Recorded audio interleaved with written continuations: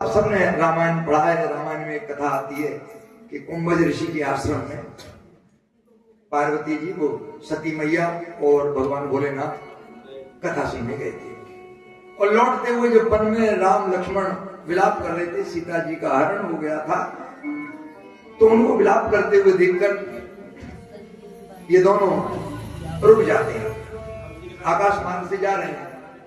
तब भगवान भोलेनाथ तो प्रणाम करते हैं और कहते हैं, देवी ये मेरे आराध्य हैं, इनको प्रणाम करो। लेकिन सती मैया उनको प्रणाम नहीं करती, भरोसा ही नहीं करती। फिर समझाते हैं तो वो भरोसा नहीं करती। तो शंकर जी कहते हैं, अच्छा है तो ऐसी ज्यादा वो है। तो वो कहती है, ये राजकुमार है, पत्नी खो गई है, रो रही है, इसमें भगवान कहां से आ गए? कि नहीं देवी ये मेरे आराध्य श्री राम है और नहीं है भरोसा तो परीक्षा ले लो। तो कि नहीं जाए परीक्षा ले। मैया परीक्षा लेने के लिए सीता बन गई, इधर देखा उधर देखा, भगवान की माया कि सीता बन के गई, लेकिन राघवेंद्र सरकार उन्हें पहचान रहे कि ये तो सती है। अब वो सती मैया इधर आ जाती है, कभी इधर आ जाती है, तो राम लक्ष्मण इधर चले जाते हैं कि नहीं भैया सती मैया इधर चले।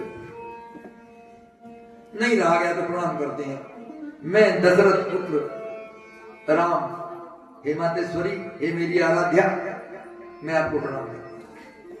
सती पे घड़ों पानी पड़ गया। लौट के गई, शंकर जी ने पूछा, देवी परीक्षा लेंगे? महाराज कछु न परीक्षा लीजिए गोसाई, मैंने कोई परीक्षा चली। शंकर जी ने ध्यान करके देखा, समझ गए कि देवी झूठ बोल रही है। और वहां से जब चलने लगे तो शंकर जी ने मन में संकल्प किया कि तुम तो मेरी, कहा नहीं, मन में संकल्प लिया, तुम तो मेरी आराध्या बन गई, जानकी बन गई। और जब आप जानकी बन गई तो अब दाम्पत्य जीवन का निर्वाह नहीं होगा। सती कीन सीता कर वैसा। शंकर जी ने ये बात सती को नहीं बताई, मन में सोची।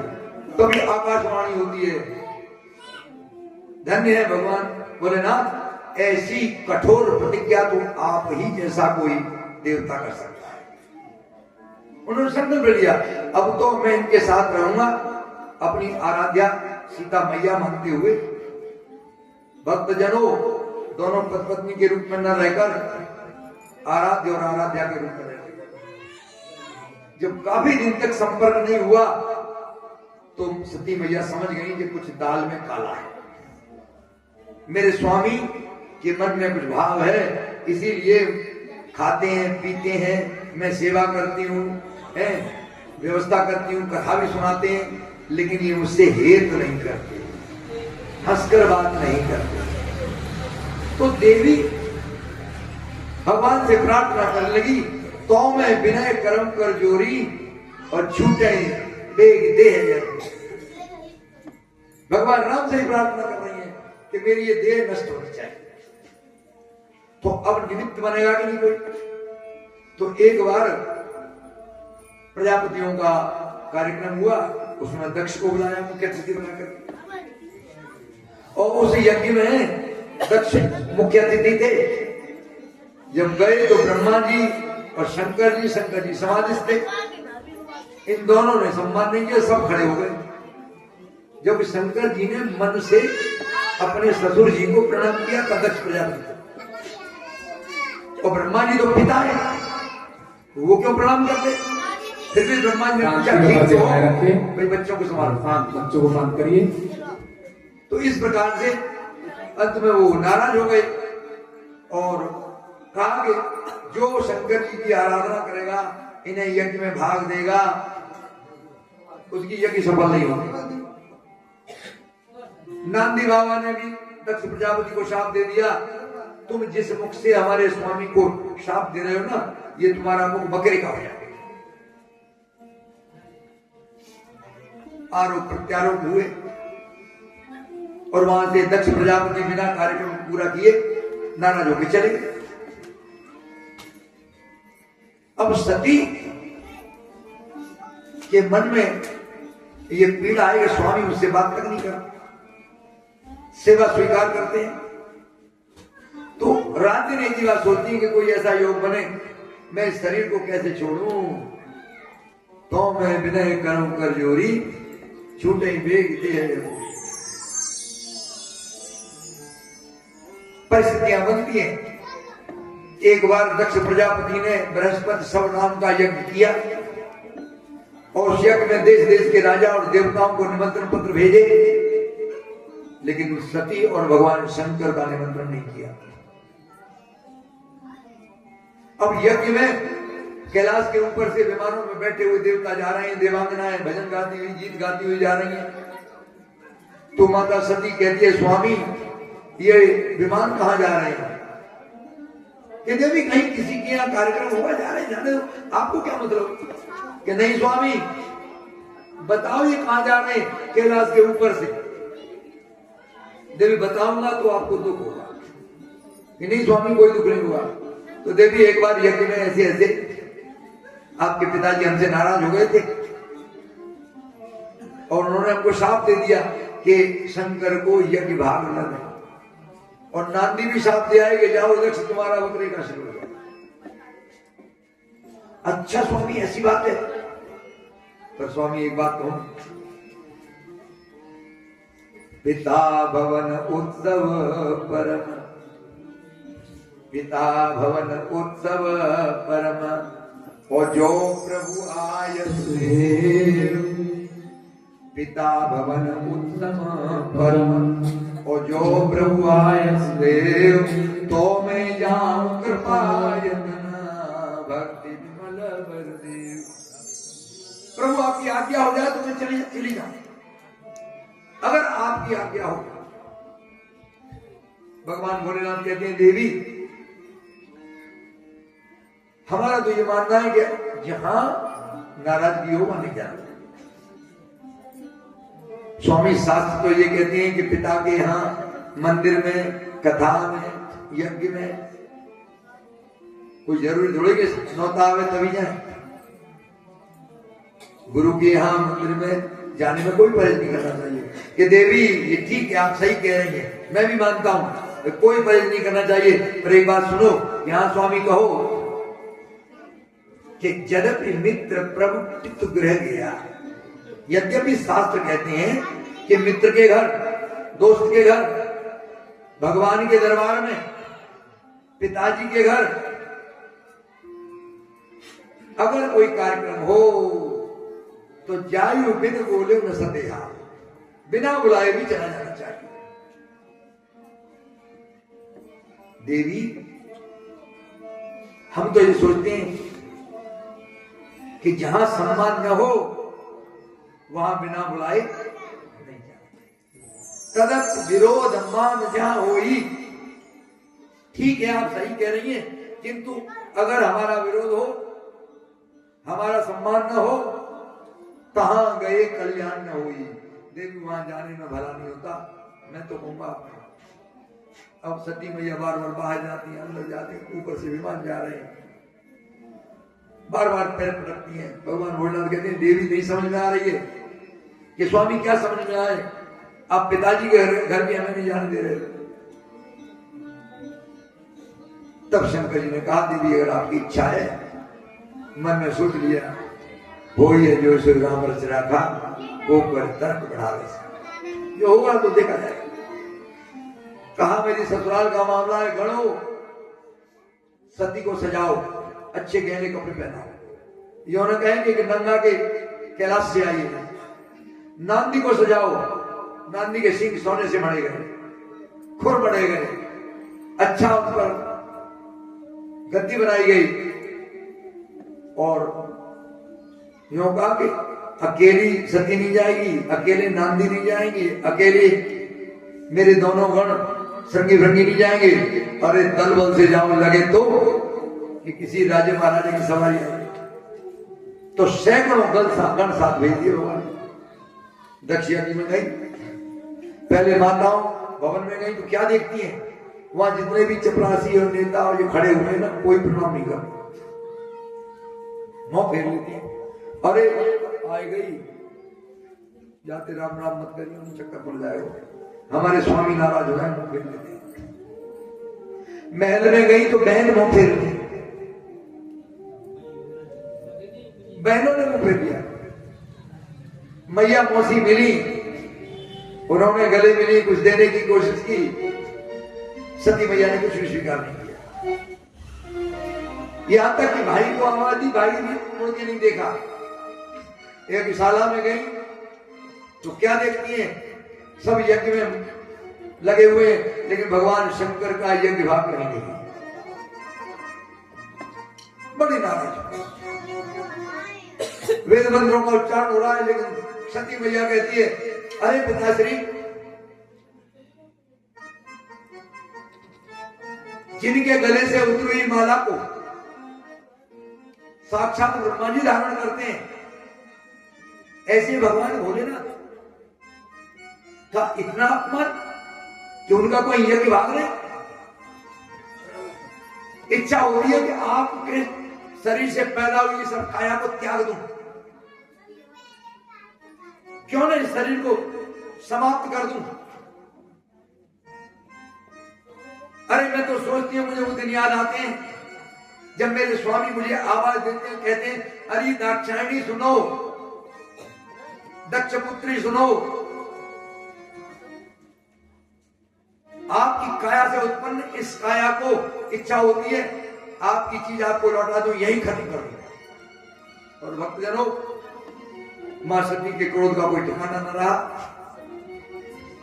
और उन्होंने भगवान भोलेनाथ का स्मरण किया।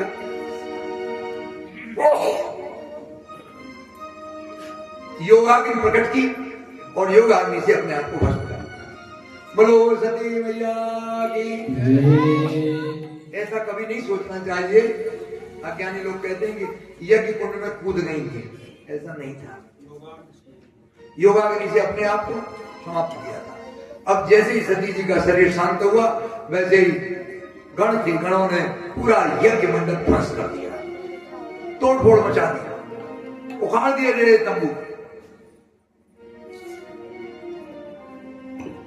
इधर नारद जी ने जाकर भगवान भोलेनाथ को बताया कि प्रभु, सती मैया तो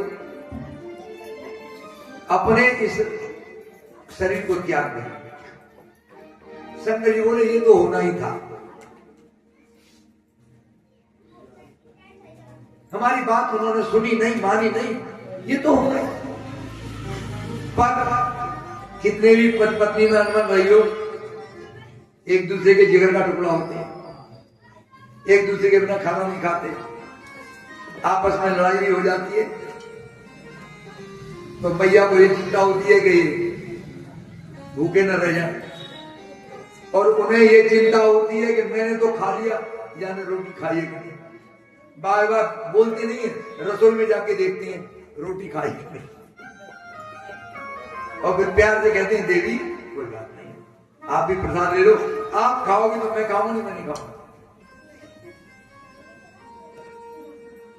पति पत्नी का समझो तो बहुत कीमती संबंध होता है। प्रभु की नियामत है कि हम एक से दो होते हैं, और दो होकर के भी एक कहलाते हैं, दंपति। अर्धांग स्त्री, अर्धांग पुरुष, इसीलिए तो स्त्री को कहते हैं अर्धांगिनी।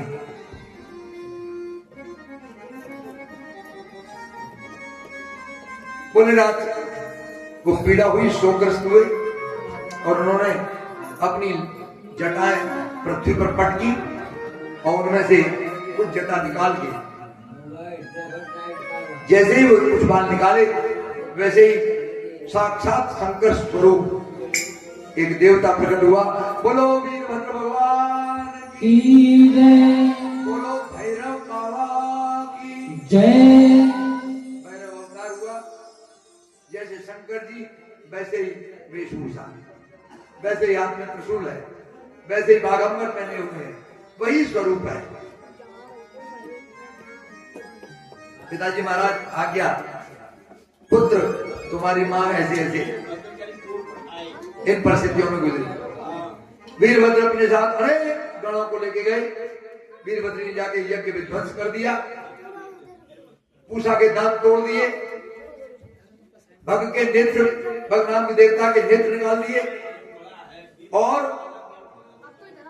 पिताजी का स्मरण करके दक्ष प्रजापति की गर्दन को त्रिशूल से काटने की कोशिश की, लेकिन त्रिशूल से गर्दन नहीं कटी। तब पिताजी महाराज का ध्यान किया तो प्रेरणा हुई कि गर्दन को मरोड़ने से इसका प्रारंभ हो जाएगा। तो गर्दन मरोड़ के और वो जो नरमुंड था वो यज्ञ कुंड में डाल दिया। अब यज्ञ विध्वंस असली हुआ।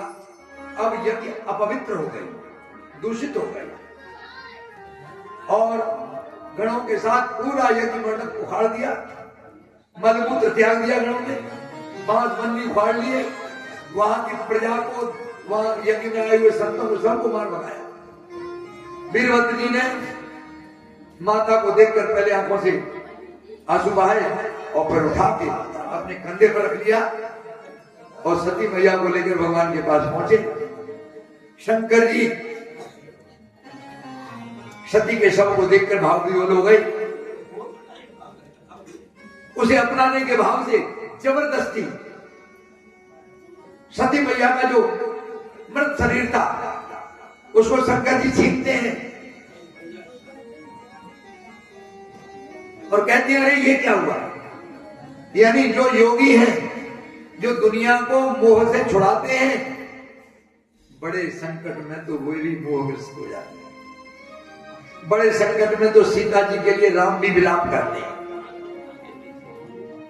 कंधे पर रखकर अब तो तांडव नृत्य करने लगे, निकल ब्रह्मांड में तांडव नृत्य करते रहे। देवता घबरा गए, देवता ब्रह्मा जी के पास पहुंचे, महाराज कुछ करो। ब्रह्मा जी बोले, मैं कुछ नहीं कर सकता।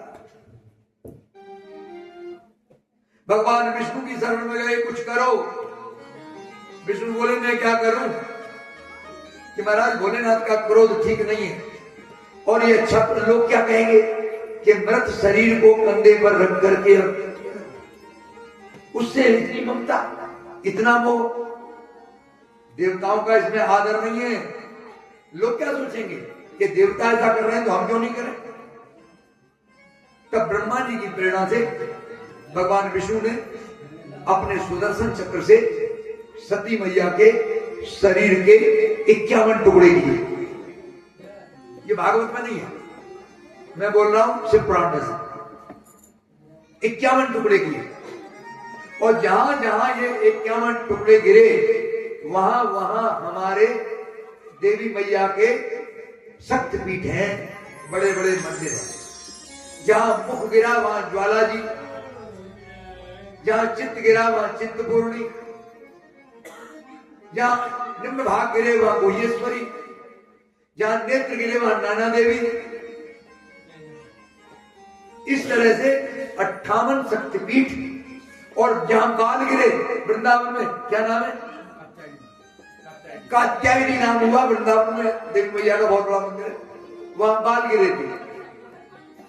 यहां तक है कि जो आजकल बांग्लादेश कहलाता है, पाकिस्तान कहलाता है, बर्मा कहलाता है, ये सब पहले एक ही देश था। इन सब में हमारे तीर्थ है। हिंगलाज कहां है?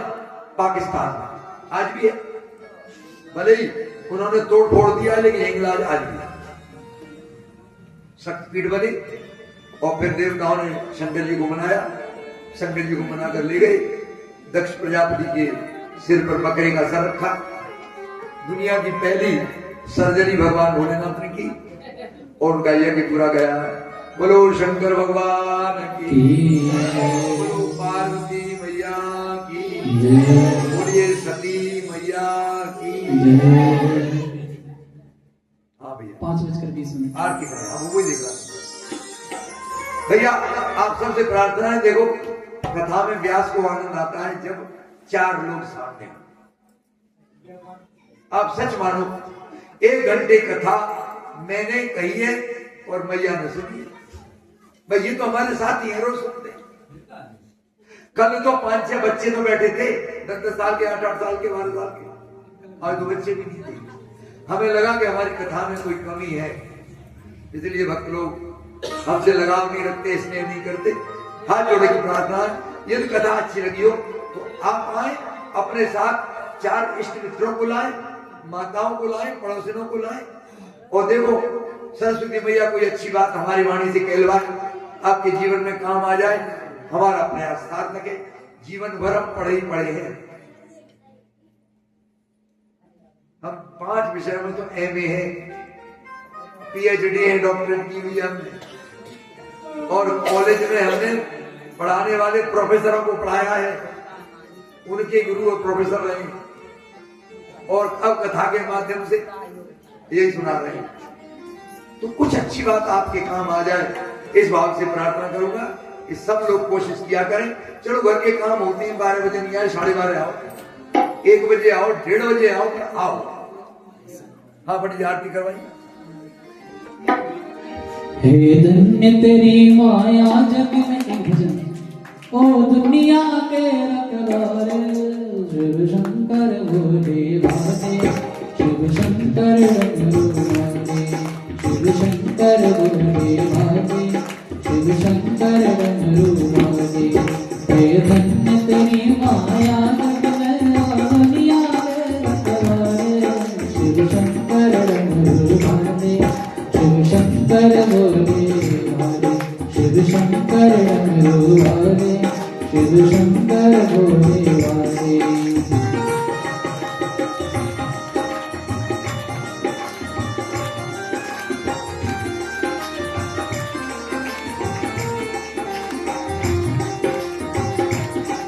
जो ध्यान तेरा धर ले मन में, वो रस मुक्ति पाए।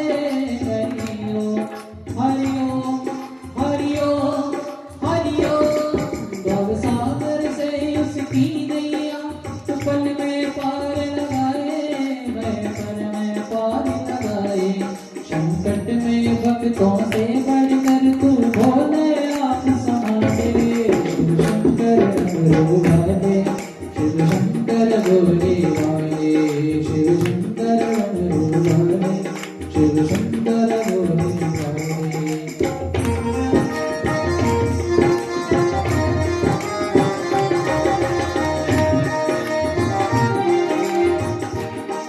है कोई नहीं इस दुनिया में तेरे जैसा वरदानी। हरिओ हरिओ हरिओ हरिओ, नित्य सुमिरन करते नाम तेरा, सब संत ऋषि और ज्ञानी, सब संत ऋषि और ज्ञानी। ना जाने किस पर खुश होकर तू क्या से क्या कर डाले। शिव शंकर रघुनाथे, शिव शंकर भोले भाते, शिव शंकर रघुनाथे, शिव शंकर भोले भाते। धन्य तेरी माया जग में, ओ दुनिया के रखवारे, धन्य तेरी माया जग में, ओ दुनिया के रखवारे। शिव शंकर रघुनाथे, शिव शंकर भोले भाते, शिव शंकर रघुनाथे, शिव शंकर भोले भाते, शिव शंकर रघुनाथे, शिव शंकर भोले भाते।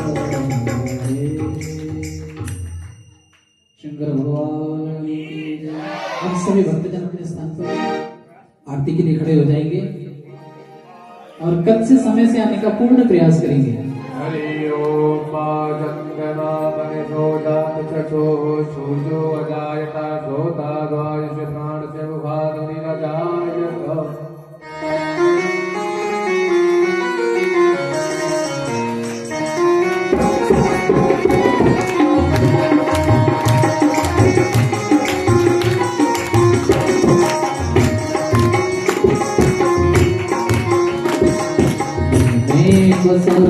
तेरी मूर्ति उतारों में गिरधर तेरी आरती, मैं बसा कर तेरी मूर्ति उतारों में गिरधर तेरी आरती।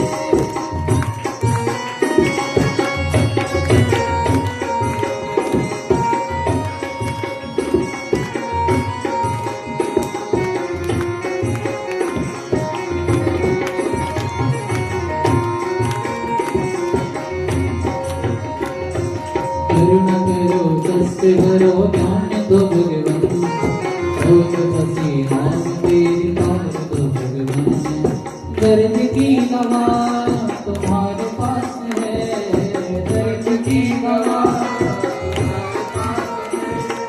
जिंदगी गया की है बीच मांगती मेरा सागर तेरी पूरी थी उतारों में गिर गई तेरी आरती मेरा सागर तेरी पूरी थी उतारों में गिर गई तेरी आरती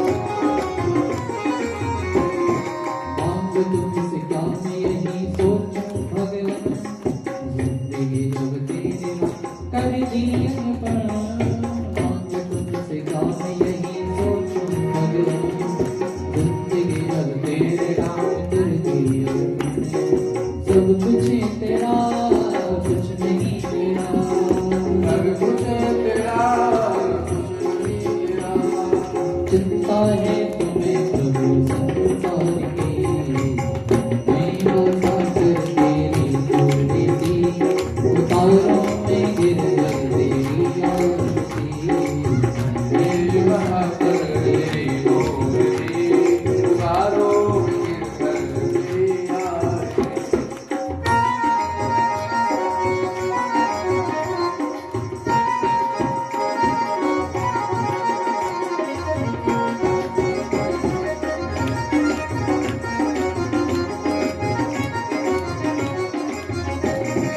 वेद तेरी महिमाएं संत करेगा नारद गुणगान करे तेरी गाथा भक्त तेरे द्वार करने पुकार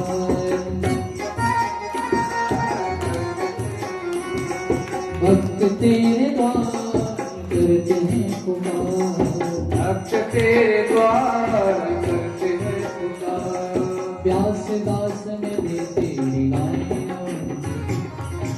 मेरा सागर तेरी पूरी थी उतारों में गिर गई तेरी आरती मेरा सागर तेरी पूरी थी उतारों में गिर गई तेरी आरती करुणामय सारण संसार सदा